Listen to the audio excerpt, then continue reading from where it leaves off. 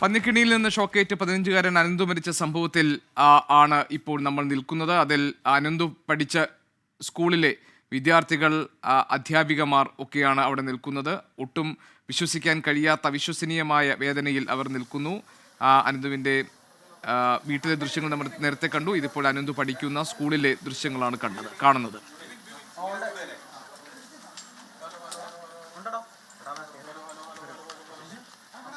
ശ്രീജിത്ത് ശ്രീകുമാരൻ ഞങ്ങളുടെ പ്രതിനിധി അല്പസമയത്തിനകം ഈ വാർത്തയുടെ വിശദാംശങ്ങളുമായി നമുക്കൊപ്പം ചേരും.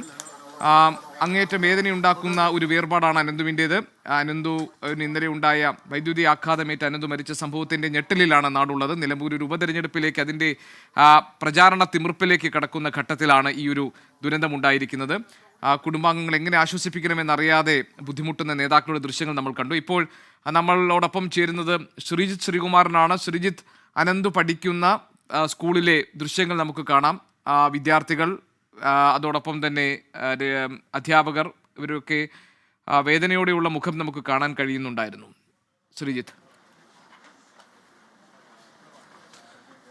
തീർച്ചയായും അതുതന്നെയാണ് ഗോപികൃഷ്ണൻ. അല്പസമയം മുൻപാണ് ഈ മൃതദേഹം ഇപ്പോൾ ഇങ്ങോട്ട് എത്തിക്കുകയാണ്. അല്പസമയം മുൻപ് ഇതിന് പുറത്ത് ഈ CKHSS മണിമൂളി എന്ന പ്രധാനപ്പെട്ട സ്കൂളാണ്, ഈ നാട്ടിലെ ഒരു പ്രധാനപ്പെട്ട സ്കൂളാണ്. ഇവിടുത്തെ 10ാം ക്ലാസ് വിദ്യാർത്ഥിയാണ് മരിച്ച അനന്തു എന്ന ജിത്തുവിൻ്റെ മൃതദേഹം ഇങ്ങോട്ട് എത്തിക്കുകയാണ്.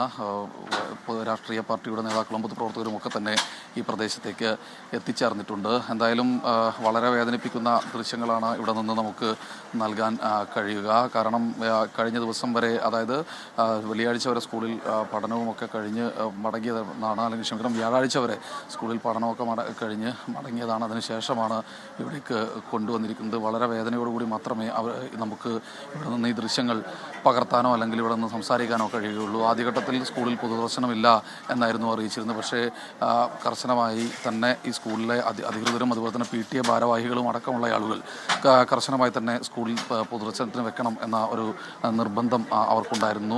അതിൻ്റെ അടിസ്ഥാനത്തിൽ അല്പസമയം മുൻപാണ് DYSPയോട് കാര്യങ്ങൾ സംസാരിച്ച് അങ്ങനെ ജില്ലാ പോലീസ് മേധാവി അടക്കം സ്കൂളിലേക്കുള്ള പൊതുദർശനം നടത്താമെന്ന ഉറപ്പ് നൽകുകയായിരുന്നു. അങ്ങനെയാണ് വിദ്യാർത്ഥികൾ ഇങ്ങോട്ട് വരാൻ വേണ്ടി തീരുമാനിച്ചത്, അല്ലെങ്കിൽ ഇവിടെ ഒരു പൊതുദർശനം നടത്താൻ വേണ്ടി തീരുമാനിച്ചത്. എന്തായാലും വളരെ ചുരുങ്ങിയ സമയം മാത്രമാണ്, അതായത് ഒപ്പം പഠിച്ച കുട്ടികൾക്ക് ഒരു ഈ ജിത്തുവിൻ്റെ അല്ലെങ്കിൽ അനന്തുവിൻ്റെ സ്കൂളിൽ ഉള്ള ഒപ്പം ക്ലാസ്സിൽ പഠിച്ച കുട്ടികളടക്കം ഇവിടെ എത്തിച്ചേർന്നിട്ടുണ്ട്. അവർക്ക് ഒരു നോക്ക് കാണാൻ വേണ്ടി മാത്രമാണ് ഇവിടെ അല്പസമയം പൊതുദർശനമെന്നാണ് അറിയിച്ചിട്ടുള്ളത്. എന്തായാലും PTA ഭാരവാഹികൾ, അതുപോലെ തന്നെ രാഷ്ട്രീയ സാംസ്കാരിക രംഗത്തെ പ്രമുഖരൊക്കെ തന്നെ ഇവിടെ എത്തിച്ചേർന്നിട്ടുണ്ട്. മൃതദേഹം ഇവിടെ പൊതുദർശനത്തിന് വേണ്ടി വെച്ചിരിക്കുകയാണ്. ഇനി ആളുകൾക്ക് കാണാനുള്ള അവസരമാണ് എന്നാണ് പറയുന്നത്. എന്തായാലും നേരത്തെ സൂചിപ്പിച്ചതുപോലെ തന്നെ പ്രതി വിനീഷ് ഇത്തരത്തിലുള്ള പശ്ചാത്തലമുള്ള ആളാണെന്ന് നാട്ടുകാർ എല്ലാവരും തന്നെ പറയുന്നുണ്ട്.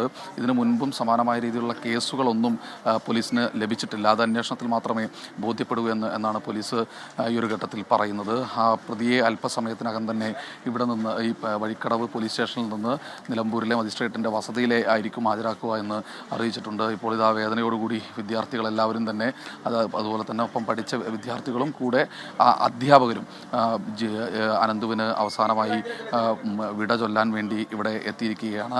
നിറകണ്ണുകളോടുകൂടിയാണ്, അല്ലെങ്കിൽ പൊട്ടിക്കരച്ചിലോടും ഒക്കെ നമുക്ക് ഇവിടെ കാണാമായിരുന്നു. എന്തായാലും ഒരു രാഷ്ട്രീയ വിവാദം കൂടി ഉയർന്ന പശ്ചാത്തലത്തിൽ ഈ കേസിൻ്റെ അന്വേഷണ ചുമതല DYSPക്ക്, ക്രൈംബ്രാഞ്ച് DYSPക്ക് കൈമാറിയിട്ടുണ്ട്. നമുക്ക് ദൃശ്യങ്ങൾ കാണുന്ന പെൺകുട്ടികളടക്കം എല്ലാവരും പൊട്ടിക്കരഞ്ഞുകൊണ്ടാണ് ഇവിടെ ഈ പ്രദേശത്തേക്ക് വന്നുകൊണ്ടിരിക്കുന്നത്.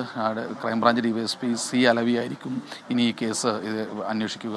രാഷ്ട്രീയ ഗൂഢാലോചനയടക്കം ആക്ഷേപിക്കപ്പെട്ട ഒരു സാഹചര്യത്തിൽ C അലവി ആ കേസ് അന്വേഷിക്കുമെന്നാണ് മലപ്പുറം SP വിശ്വനാഥ് ഈ ഒരു ഘട്ടത്തിൽ ഉത്തരവ് ഇട്ടിരിക്കുന്നത്. എന്നാലും പോലീസിൻ്റെ ഒരു വലിയ സംഘം ഈ ആംബുലൻസിനെ ഫോളോ ചെയ്യുന്നുണ്ട്.